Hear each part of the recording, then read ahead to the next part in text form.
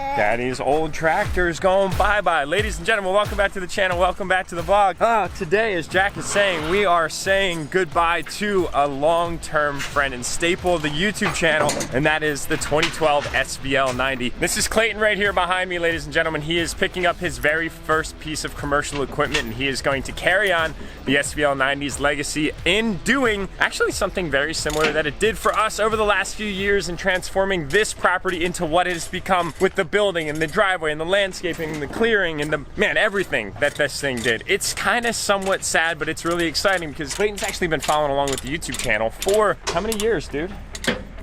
Well, since your orange Corvette. Since the orange Corvette, guys, that was all the way back to 2017. Check it out, he's got his Whirly Custom shirt on.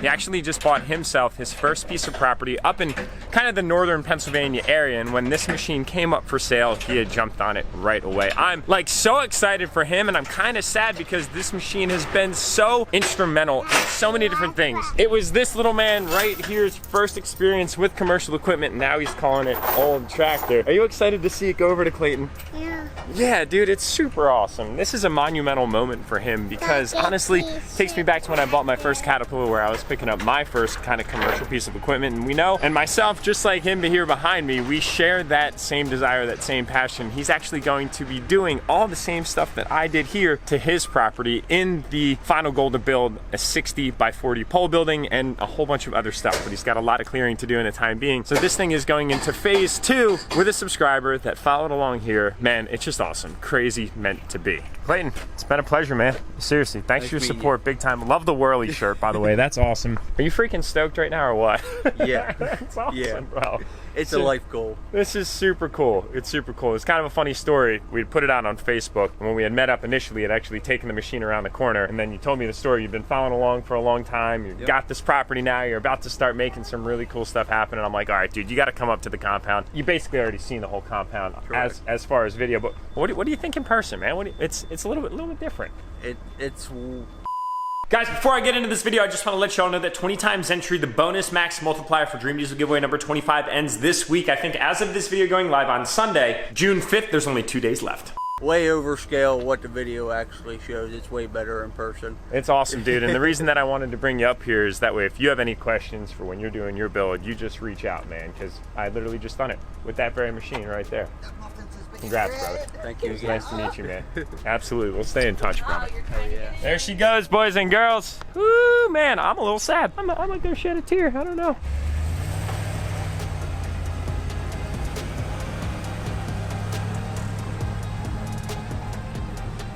Dang, guys, this is a sad moment right now, but I'm really excited for Clayton. I do have something that is going to be replacing it right inside the pole building. I'm going to show you very soon, but in the meantime, as we say goodbye for the final time to the SVL-90, let's look back on some of the awesome things that we did with that machine.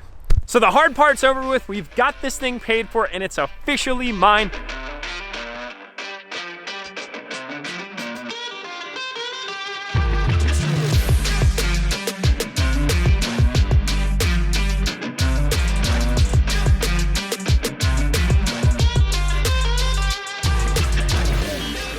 Sterilized, ready to go in? Far from sterile, but we're ready. Oh, Yeah, that's gross.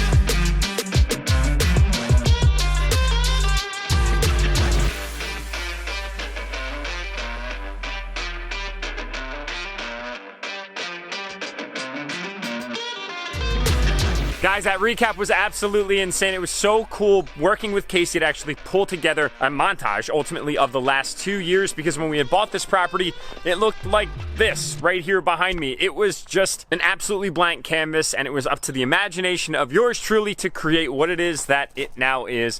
Paved driveway, pole building, renovated house, a whole bunch of stuff, guys, and I'm so extremely grateful. This video is by no means to talk about all that stuff. It was ultimately just to highlight all of the work that we were doing, and I had a choice in the very beginning. It was to either showcase it on vlog or not, but I wanted to bring you guys along in the journey because ultimately I feel like that is what it's all about, telling stories, and I'm super grateful to be able to have everything up on YouTube because now I can go back and reference all that work that actually took place, and that skid loader that you guys just watched leave was monumental in that process. We couldn't have done it without it. That thing is an absolute brute. But it came to a time where we had gotten things mostly finished around here, and I really didn't need a 90 anymore. It was just a brute. 11,200 pounds of bulldozing capability, and that SVL-90 is exactly that. As much as I wanted to keep it and hold on to it because it was 2012, essentially the last of the pre-emissions tier 4 requirements and on equipment, it just did not make sense to have such a heavy piece of equipment, especially tracking over what is now fresh blacktop. It can do a lot of damage really fast if you're not careful, and that kind of slows things down. Plus, it's a big machine in terms of length and width, so you kind of follow where I'm headed. Now we're on to our third piece of equipment ever. This is insane because unlike the previous two, the Caterpillar 259 and then of course the SVL-90, this one right here, ladies and gentlemen, is basically brand new. Introducing the SVL-75-2, which is essentially brandy spanking new. This one came up as an opportunity through a very good friend of mine where he had actually had a few pieces of equipment in his fleet, and this one was going somewhat underutilized. So when I had approached him about potentially trying to acquire a 75-2, if you knew of any that were in the area, he had said, well, yeah, as a matter of fact, I got one, dude, and it can be yours if you want it. So I ended up grabbing it, and at the time, I think it only had a handful of hours on it. Now it's just got a few more hours on it, but it was essentially brand new. They ended up acquiring it sometime last year, but it basically just sat inside of his pole building, and now it's going to sit inside of my pole building. Right through that door right there is where it sleeps. It does not have the bucket on it at the moment. It's actually sitting right over there because I was working on doing some landscaping stuff earlier today. We were getting some seed planted, basically conjoined both of the pieces of grass that I've worked on growing over the last few years. See the bucket right there? It actually came with a Bradco 72-inch tooth bucket, which is very cool for excavation purposes, because one of the next projects that we will be working on is a pit bike track. A homie down in North Carolina, Braden Price, working on trying to find me a CRF 110 so that way we can build a sick track and start ripping those around. And this piece of equipment right here is going to be really fun to do that, among a whole bunch of other things, taking deliveries and all the other stuff that the previous skid loader did pretty much all the time that I kind of stopped filming, so it's a little bit redundant. But anyway, all right, I'm just kind of going all over the place right now. Guys, check this thing out. It is super freaking nice. I'm very excited about it. A brand new piece of equipment is almost like a love-hate thing because you almost don't want to use it to keep it clean. And yes, admittedly, I have cleaned it off the last few times that I've used it. I'm sure that that's going to stop over time. It's just I truthfully needed to do that for my own sanity and peace of mind purposes, because I try to keep everything that I have, including that 90 that we used, as new as I possibly can, because that's just a personal preference of mine. Plus, I know a company that makes really good detail products. So it's mint, guys. I actually haven't even taken a chance to take off the plastic from the seat, and I think I'm gonna leave it on there for a little while now. So it's pretty much the exact same machine as the SVL-90, except it's narrower and it's a little bit shorter. And although it's a little bit, it makes a lot of bit difference when you're navigating and operating the machine, because you don't have as much tail swing and you're not as wide. Plus the visibility is a lot better because the boom actually sits a little bit lower, giving you better visibility out of the operator's cab. It still has the ROPS, which is the roll over protection system, enclosed cab, heat, air conditioning. Unlike the 90, this one has a radio, which is pretty sweet, and they updated the control levers here. It's still hydraulic over hydraulic controls, which is very nice. I like the feel. You can predict every move that you're going to make with your hands and your controls. It does have the wide track option for this 75-2. They also made a narrow track option. I like the wider track option because it actually reduces the amount of ground pressure when you're tracking over specific areas, and ground pressure is far more reduced versus the 90 because this machine right here only weighs 9,200 pounds versus the SVL-75, which is 11,200 pounds, so almost an entire ton lighter. But the cool thing is the cab is actually no smaller than the 90, so you still have all of the benefit of, well, the sickest cab in the entire compact track loader or skid loader market, because the door flips up. It's very, very nice. Flips down just like that, flips up, when your boom is at any height, you can jump out. And from an emergency perspective, if God forbid you ever had to jump out of the machine, you can open the door whenever. A lot of other skid loaders actually have like emergency seals that you actually have to climb like out of the back, or I know on like the 259 D3, I think it is, you can release the hinges from the door and like push the whole door out, but I wouldn't want to mess with that. Plus the cab on these things, guys, ugh, crazy spacious, man. It is just, it's very operator oriented, although there are a few things that I believe Kubota could do, like having more cup holders kind of over here and over here.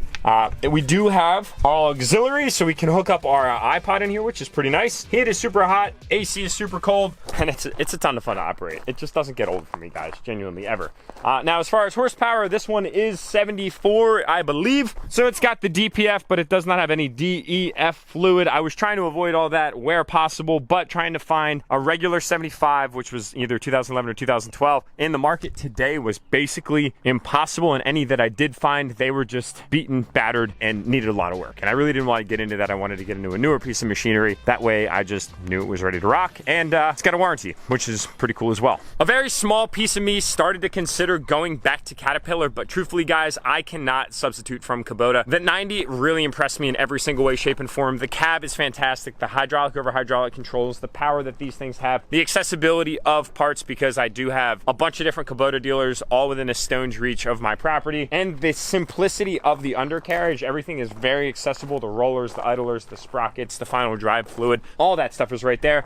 And when you jump up into the actual engine bay of these things themselves, everything opens right up. It is amazing. The motor is actually positioned different than a lot of other skid loaders. They set them sideways, whereas on this you can actually pull these bolts out on the radiator. The whole thing pulls out and you can access everything you need just like that. And I really am a big fan of simplicity, because boys, there's one thing you know about me: less is more. All right, guys, so just an informal little video getting y'all up to date with the equipment changes that just took place on the channel. I would say the biggest takeaway is that machine right there is your jack of all trades skid loader. It's not too small to get into situations where you wish you had more power, and it's not too big where you don't feel confident going into tighter situations or fragile environments or surroundings without confidence. It is genuinely that machine that'll do it all. It's just at the end of the day, it seems like, and I'm extremely, extremely, extremely happy that we went that route. Probably won't do many things to it. I've always wanted to tin a skid loader, but when you get into a skid loader, visibility is absolutely key, and I feel like it's a safety component, so I probably would never do that. Maybe I'll throw some LED lights on it, but pretty much call it a day, boys and girls, and that's it. Casual Sunday. Other than that, I'm actually filming this video on Sunday, which is very, very rare. We typically like to film out probably about a video or two, but I've been spending a lot of time with my family lately, guys. My son's gonna be 2 on the 23rd of June, and the little man is just so incredibly smart. He loves being out in the garage where, well, us big boys hang out and play all the time, and it's just absolutely amazing seeing how much he can develop in just one day, let alone an entire week. It's absolutely incredible. Huge blessings, to say the least.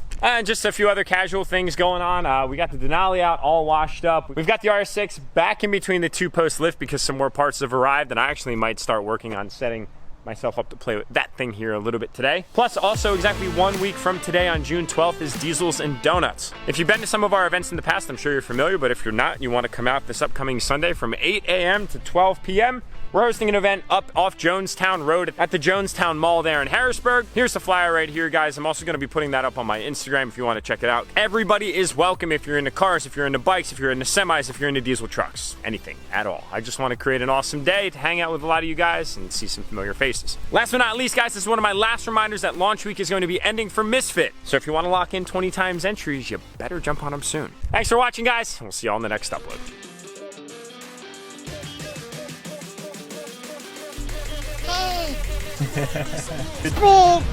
Big scoop.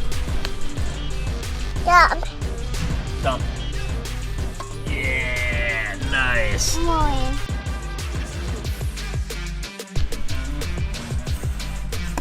Whoa, big dump. Big dump. Big dump. Funny thing about this shirt is I don't even really like donuts ever, even if they're free. I know, but it's a sweet design. Thanks.